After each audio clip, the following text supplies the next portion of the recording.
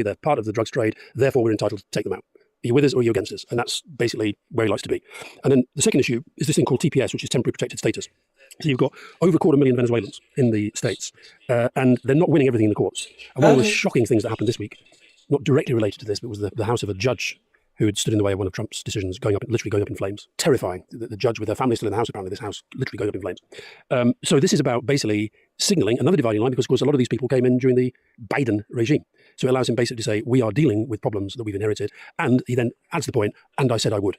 So he's sort of giving himself the cover by saying, I said I'd do this when I was running for office. I'm now doing it. And basically the details of whether I need approval, whether it's legal or not, you're either with me or against me. I'm really beginning to sense how much people's giving up on basic ideas of law, the rule of law, right? I had a friend who's a Harvard graduate from a liberal family, an American, came over to see me last week, and she said to me, Rory, why are you so upset with what he's doing? Because actually there have been reports that there was some cocaine floating around in the water after they hit the boat, so they were guilty. Right? And I'm thinking, what the hell has happened here? Right? I mean, all of us were sort of supposed to be brought up from childhood to say, I can't go into the streets in Britain, shoot someone with no evidence, no arrest warrant, no legal process, and then say, well, anyway, some drugs were found on things, so it's all justified. Right? The fact that a liberal Harvard-educated person is now beginning to buy into that narrative, it effectively means there is no limit at all on what they do abroad and at home. And I'd love to do this with you maybe in more detail next week or the week after, is to look at what's happening with ICE. $160 billion has now been voted for immigration enforcement. The budget of this ICE body, this crazy immigration... It's a middle power defense budget. Yeah, it's higher than any military except the US and China annually, really? Is the new calculation. These agents are masked, completely unaccountable. No civil cases can be brought against them. Basically, no criminal cases can be brought against them because that would require Trump's Department of Justice to go after them. Advertising with full-on white nationalist, mid-19th century stuff. One of their advertising posters represents the white American angel with a group of settlers chasing off Native Americans off their land with protect the homeland, protect the heritage. Wow, yeah. And I mean, I'm trying to spend a lot less time on social media, with some success, I have to say. But whenever I do go on there, you're seeing relentless videos of... I saw one the other day, literally and you've got to be careful because you never know what's fake and what's not. But it was two people, I think, in Portland, where he says they're at war in Portland, which managed to run a very successful marathon the weekend with tens of thousands of people taking part in this war. But the two protesters standing there face to face with a couple of ICE people, one of whom suddenly just got out pepper spray and sprayed in the face, lots of people just being dragged out of buildings. And I think, we talked about Kemi Badenoch on the main podcast, I think she made a mistake in saying that this deportation plan that she's talking about is going to be modelled on ICE. I don't feel that Britain is quite in the place to accept this sort of stuff. And the other sort of Trumpian crossover to our politics was Kent County Council this week, saying they're going to have to put up council tax because, hey, guess what? It turns out that all this wasted money that they said they were going to find, they've not been able to find it. That's quite a jump from ICE going... No, because what it is Badenoch and Farage saying we're going to model our approach on what Trump has done, ICE and Doge. Right. Well, life is more complicated. The Doge myth, yeah. So just to reinforce why you're completely right on ICE and why nobody should ever vote.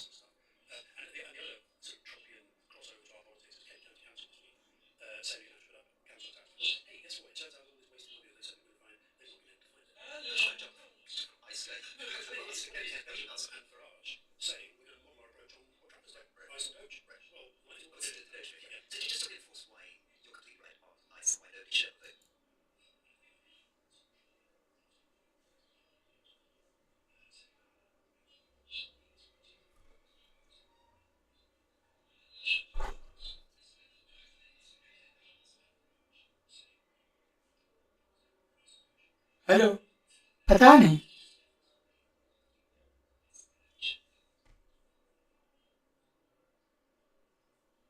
हाँ कितना दूर है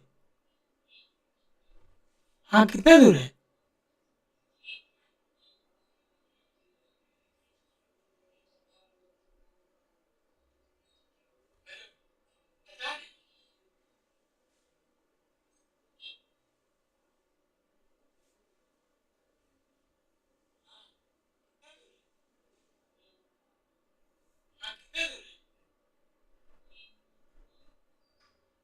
The question highlights is, it is a big part of what's wrong with American politics right now. And we've got something similar here, but I think there it's on a different level. We talked last week about, Trump had the meeting with the Democrat leaders from Congress and immediately put out this AI video of them ridiculing them, basically. So that, they're blaming Trump and saying he doesn't want the government to carry on because it means it gives him an excuse to cut budgets. And he talks about, I call them Democrat layoffs. They're Democrat layoffs. They're causing it. So it's absolutely, this is a consequence as well as a cause of polarization. The way that Trump talks about these, it's almost as if all government spending is bad. Unless it's something that's one of his little pet projects. And of course, there's the other thing, you've got so many times when he was on the record, when Biden was president, of him basically saying if the government ever shuts down, you've got to blame the president, because of course now that it's him doing it, it's very, very different. Alice Palmer, and I'd love to hear from you on this. What are Macron's options now his prime minister has resigned after 26 days? Can you give us a brief explain on what the hell is going on in French politics and try to keep people up to date? We did interview on Leading